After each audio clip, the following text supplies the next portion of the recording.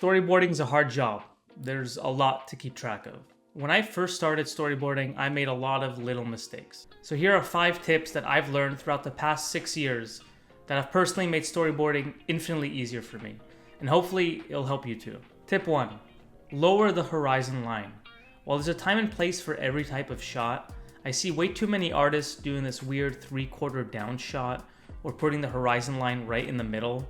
You should typically want to lower it to the bottom third of the screen. This will increase the clarity of the acting, help you lead your eye to the action, and overall make your shots feel way more cinematic. Tip number 2, and this one I still sometimes do, it's giving your audience more breathing room.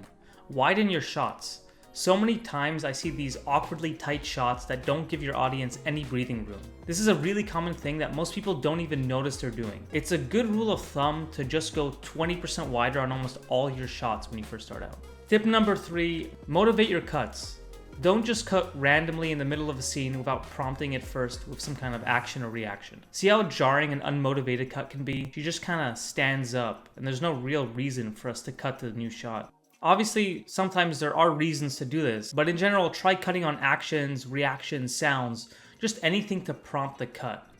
See how I just cut in the middle of her getting out of her seat and it feels much more natural. It leads the camera. Tip number 4, using the foreground and background to lead the audience's eye to the action. Always be mindful to design the layout to lead the eye. Don't just randomly place elements around the scene. Choose the angle of the trees, the foreground objects, the clouds. Everything can help you with the intention of a scene. See how I have a bunch of straight trees in the background that don't help us at all? And see what happens when I replace it with all these kind of angular trees that help us lead the eye right to the action. And it'll be way more useful than just putting a random generic forest in the background. And tip number 5, don't overly render your panels.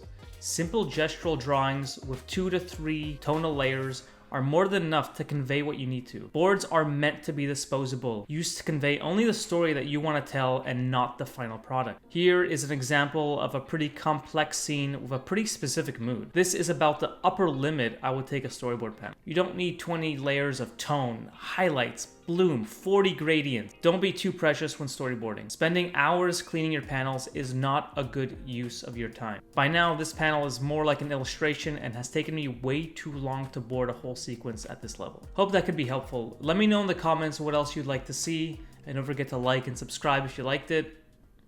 Bye.